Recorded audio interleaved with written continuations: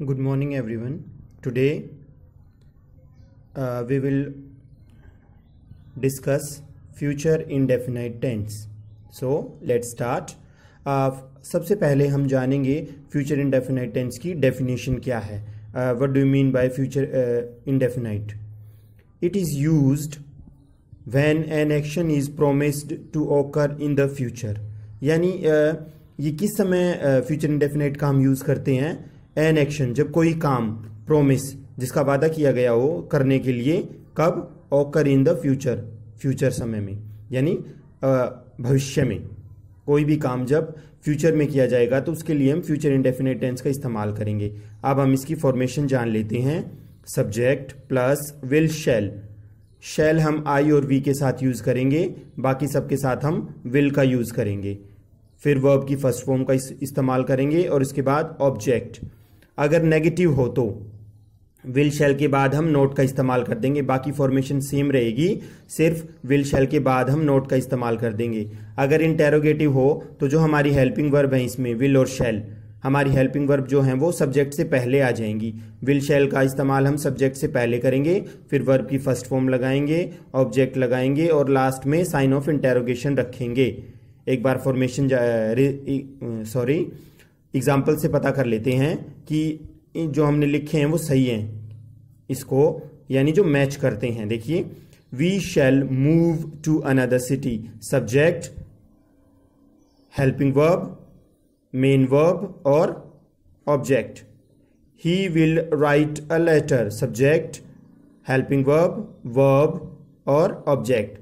वैसे ही will they not go to Delhi. इस तरीके से हमने ये जान लिया है. अब चलिए सबसे इंपॉर्टेंट पॉइंट जो है इसका, फ्यूचर इंडेफिनिट टेंस यूज कहां होता है वो जान लेते हैं हम. पहला रूल, कंडीशनल सेंटेंसेस में, प्रिंसिपल क्लोज में यूज होता है. कंडीशनल सेंटेंस जिनमें कोई कंडीशन रखी गई हो, कोई शर्त रखी गई हो. और कंडीशनल सेंटेंस में हमेशा हमें दो क्लोज मिलते हैं, प्रिंसिपल क्लोज और सबऑर्डिनेट क्लोज. प्रिंसिपल क्लोज वो होता है जिसे अपना मीनिंग क्वालिफाई करने के लिए किसी और क्लोज की जरूरत नहीं पड़ती है, यानी जो अपने आप में इंडिपेंडेंट है, जो अपने आप में क्लियर है, उसे अपना मीनिंग क्वालिफाई करने के लिए किसी दूसरे की जरूरत नहीं पड़ती है.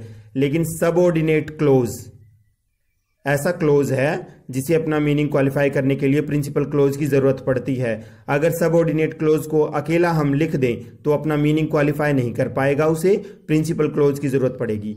तो जब कंडीशनल सेंटेंस हम इस्तेमाल करते हैं तो ध्यान रहे उसमें प्रिंसिपल क्लोज में हम फ्यूचर इंडेफिनाइट का इस्तेमाल करेंगे और सबऑर्डिनेट क्लोज में हम प्रेजेंट इंडेफिनाइट टेंस का इस्तेमाल करेंगे. आइए देख लेते हैं. जैसे इफ यू कम हियर, देखिए ये सबऑर्डिनेट क्लोज है, ये हमें बता रहा है इफ, व्हेन, वेदर.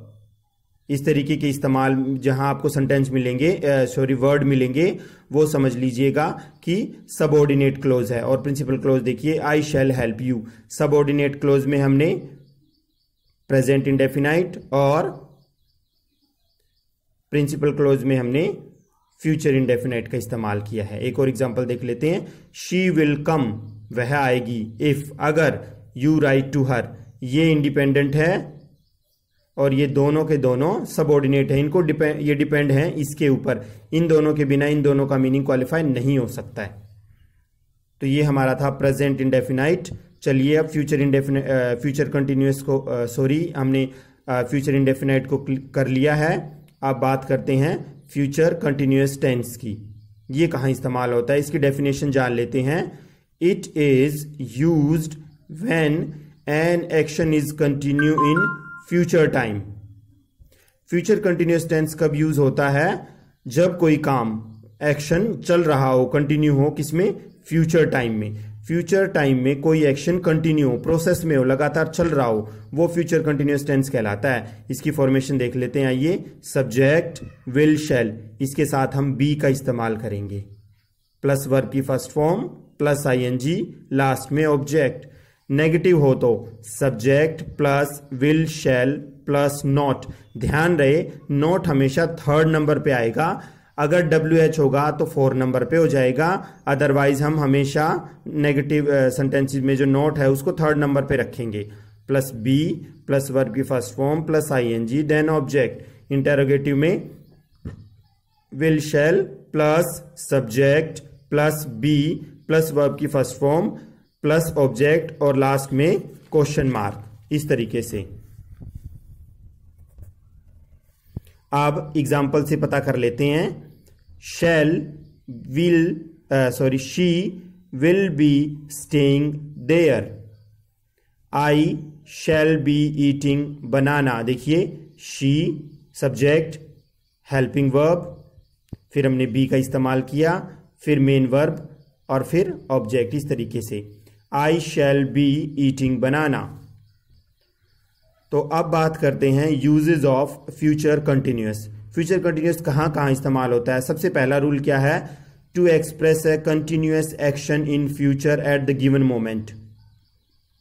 यानी क्या एक्सप्रेस करेंगे हम इसमें, to express a continuous action, एक चलता हुआ काम फ्यूचर में, एट द गिवन मोमेंट, दिए गए समय पर, यानी एक निश्चित समय पर, एक पर्टिकुलर टाइम पर, गिवन मोमेंट पर, एट द गिवन मोमेंट। जब कोई पल दिया गया हो, जिस पल की बात की जा रही हो, जिस समय की बात की जा रही हो, जिस मोमेंट की बात की जा रही हो, उसमें कोई कंटिन्यूअस एक्शन चल रहा है, तो वहां हम फ्यूचर इंडेफिनिट इस्तेमाल करेंगे, फ्यूचर कंटिन्यूअस इस्तेमाल करेंगे। एग्जांपल देखिए, when he gets home his daughter will be reading. जब वो घर आता है तो उसकी डॉटर क्या कर रही होती है, पढ़ाई कर रही होती है। मोमेंट दे दिया, कौन सा मोमेंट, जब उसके आने का मोमेंट, जिस पल वो आता है उस पल उसकी डॉटर क्या करती है, रीडिंग कर रही होगी। व्हेन ही गेट्स होम, जब वह घर आता है, his daughter will be reading, तो उसकी जो डॉटर है वो पढ़ रही होगी। एट दिस मोमेंट, इस पल पर, टुमारो, कल, I shall be watching the film, मैं फिल्म देख रहा हूंगा। यानी मोमेंट के बारे में बात कर रहे हैं, पल के बारे में बात करें, इसीलिए। लास्ट रूल की बात करते हैं, टू इंडिकेट एन एक्शन, एक ऐसे एक्शन को इंडिकेट करना, एक ऐसे काम को इंडिकेट करना, दैट हैज बीन प्लान, जो पहले से ही प्लान किया गया हो, जिसकी योजना पहले से ही बनाई गई हो, और टू हैपन इन फ्यूचर, जो फ्यूचर में होने वाला हो, जिसकी योजना पहले से ही बना ली हो। जैसे Manisha will be meeting me next month, next month आ गया, यानी मनीषा ने मुझसे मिलने की पहले से ही प्लानिंग कर रखी थी, 1 महीने पहले, यानी उसने प्लान बना लिया था। Ram will be staying there, Ram यहां रुकेगा टिल फ्राइडे, फ्राइडे तक, यानी उसने प्लान बना लिया है राम ने कि फ्राइडे तक यहीं रुकेगा। तो इस तरीके से हमने आज फ्यूचर इंडेफिनाइट और फ्यूचर कंटिन्यूअस को जाना। आई होप आपको समझ आया होगा। Enough for today, thank you and have a nice day.